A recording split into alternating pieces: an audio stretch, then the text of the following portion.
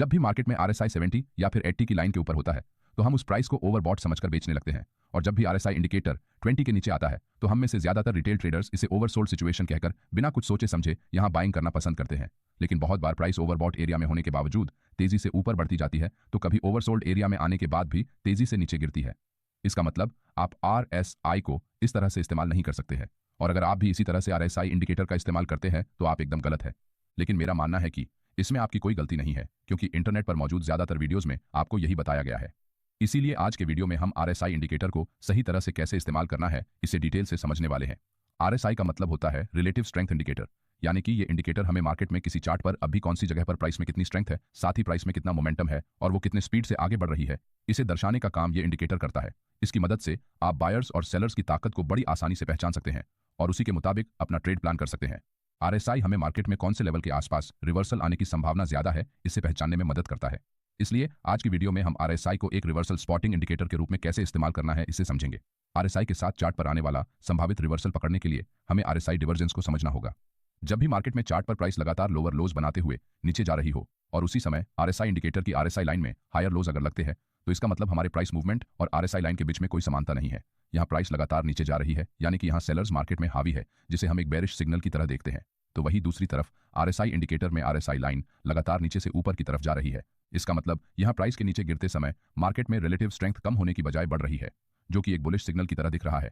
यानी कि यहाँ RSI और प्राइस इन दोनों में असमानता है और इसी असमानता को हम डाइवर्जेंस कहते हैं। इसी डाइवर्जेंस का इस्तेमाल हम किसी भी चार्ट में संभावित प्राइस रिवर्सल को पकड़ने के लिए कर सकते हैं। किसी भी मार्केट कंडीशन में डाइवर्जेंस मुख्य रूप से दो प्रकार के होते हैं।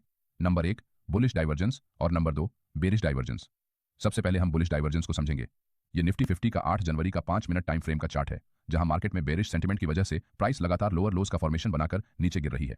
अब इस चार्ट को देखकर कोई भी बता सकता है कि यहां मार्केट में बेरिश ट्रेंड चल रहा है, लेकिन कोई भी ये नहीं बता सकता है कि कौन सी लेवल या फिर जगह पर सेलर्स की स्ट्रेंथ कितनी है। लेकिन अगर आप यहाँ RSI इंडिकेटर को चार्ट पर लगाकर देखेंगे तो आपको सब पता लग जाएगा। अब हमने इस उदाहरण में RSI की किसी भी सेटिंग को चेंज नहीं किया है। यहाँ डिफॉल्ट तरीके से 14 पीरियड का RSI चार्ट पर लगा है, जिसमें ऊपर की लाइन 70 की है और नीचे की लाइन 30 पर सेट की होती है। साथ ही इन दो लाइंस के दौरान 50 की लाइन है, जिसे बहुत से लोग जीरो लाइन भी बोलते हैं। अब RSI को चार्ट पर कैसे लगाना है ये आप सभी जानते हैं। इस चार्ट में अगर हम प्राइस के सभी लोज को एक लाइन से कनेक्ट करते हैं तो हमें इस लाइन का उतार नीचे की तरफ जाते हुए दिखाई देता है। लेकिन उसी समय अगर हम RSI लाइन को देखेंगे तो RSI लाइन लगातार ऊपर की तरफ बढ़ रही है। इसका मतलब यहाँ दोनों में असमानता है, यानी कि डाइवर्जेंस है। अब यहाँ प्राइस नीचे गिर रही है लेकिन RSI लाइन ऊपर बढ़ रही है, इसलिए ये एक बुलिश डाइवर्जेंस है। क्योंकि यहाँ जब प्राइस पहली बार नीचे आती है तो उस समय RSI लाइन लगभग 30 के नीचे चली गई है, लेकिन बाद में प्राइस के नीचे गिरते समय सेलर्स की स्ट्रेंथ कम होने की वजह से RSI लाइन धीरे धीरे ऊपर बढ़ रही है। इसका मतलब यहाँ मार्केट में प्राइस की मोमेंटम में कमी आई है, साथ ही उसकी स्पीड भी कम हो रही है, इसलिए यहाँ मार्केट में रिवर्सल आने की संभावना बहुत ज्यादा है। लेकिन अब आपके मन में सवाल आया होगा कि हम इस तरह की सिचुएशन में ट्रेड एंट्री कहां पर करें, क्योंकि यहाँ भी मार्केट में दो बुलिश कैंडल्स चार्ट पर बनी है और साथ में बुलिश डाइवर्जेंस भी दिख रहा है। तो क्या हम इस जगह लॉन्ग ट्रेड में एंट्री कर सकते हैं? इस तरह की सिचुएशन में जब भी मार्केट में प्राइस नीचे गिर रही हो और चार्ट पर बुलिश डाइवर्जेंस बना हो तो उस समय जब तक प्राइस अपने लास्ट हायर लो को ऊपर की तरफ ब्रेक नहीं करती तब तक आपको ट्रेड में एंट्री नहीं करनी चाहिए। जैसे कि यहाँ इस पॉइंट पर प्राइस ने अपना सबसे आखिरी स्विंग हाई लगाया है और अभी तक मार्केट ने इसे ब्रेक नहीं किया है, इसलिए हम अभी यहाँ पर कोई लॉन्ग ट्रेड एंट्री नहीं करेंगे। लेकिन थोड़ी देर बाद प्राइस जैसे ही इस हाई को स्ट्रॉन्ग बुलिश कैंडल के साथ ब्रेक करती है तो हम यहाँ प्रॉपर स्टॉप लॉस के साथ लॉन्ग ट्रेड में एंट्री कर सकते हैं। कुछ ही देर में प्राइस हमारे प्रॉफिट टारगेट को हिट कर देती है। लेकिन बुलिश डाइवर्जेंस में ट्रेड एंट्री करते समय आपको हमेशा इस बात का ध्यान रखना है कि अगर RSI 50 लाइन के नीचे है और उसमें डाइवर्जेंस बन रहा है तभी आपको बुलिश साइड में ट्रेड एंट्री करनी है। अब बेरिश डाइवर्जेंस को समझते हैं। ये बैंक निफ्टी का 24 जनवरी का 5 मिनट टाइम फ्रेम का चार्ट है, जहां प्राइस लगातार हायर हाइज लगाते हुए आगे बढ़ रही है। इसका मतलब यहाँ मार्केट का स्ट्रॉन्ग बुलिश सेंटीमेंट चार्ट पर दिखाई दे रहा है, जिसे देखकर बहुत से रिटेल ट्रेडर यहाँ ब्रेकआउट पर लॉन्ग ट्रेड में एंट्री करते हैं, लेकिन कुछ ही समय में मार्केट नीचे गिर जाता है और वो इस फेक ब्रेकआउट में ट्रैप हो जाते हैं। अब इसी तरह के फेक ब्रेकआउट से बचने के लिए आप RSI डिवर्जेंस का इस्तेमाल कर सकते हैं।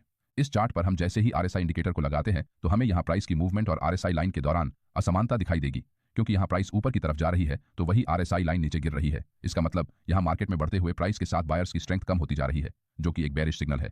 यहाँ 11:10 के बाद प्राइस में ब्रेकआउट करने की कोशिश अभी भी जारी है, लेकिन वही इस ब्रेकआउट में बहुत कम बायर्स इंटरेस्टेड होने की वजह से बाइंग प्रेशर में कमी आई है, जिसे हम RSI लाइन को देखकर बड़ी आसानी से बता सकते हैं। इसीलिए इस तरह के ब्रेकआउट में आपको लॉन्ग ट्रेड में एंट्री करने से बचना चाहिए। इसके विपरीत यहाँ बेरिश डाइवर्जेंस को देखते हुए आपको हमेशा शॉर्ट ट्रेड में एंट्री करने का मौका चार्ट पर ढूंढना चाहिए। जैसे कि इस चार्ट में प्राइस जैसे ही अपने लास्ट लोअर स्विंग लो को एक स्ट्रॉन्ग बेरिश कैंडल के साथ नीचे ब्रेक करती है तो आप यहाँ प्रॉपर स्टॉप लॉस के साथ शॉर्ट ट्रेड में एंट्री बनाकर अच्छा प्रॉफिट टारगेट हासिल कर सकते हैं। लेकिन इस तरह के ट्रेड में एंट्री करने के लिए आपको इस बात को हमेशा याद रखना पड़ेगा कि जब तक RSI लाइन 50 से ऊपर नहीं जाती और उसमें बेरिश डाइवर्जेंस नहीं बनता, तब तक आपको शॉर्ट ट्रेड में एंट्री नहीं करनी चाहिए। आपको सिर्फ 2 बातों का ध्यान रखना है। नंबर 1, बुलिश डाइवर्जेंस में RSI लाइन 50 के नीचे होते समय अगर बुलिश डाइवर्जेंस बनता है तभी लॉन्ग ट्रेड एंट्री का प्लान करें।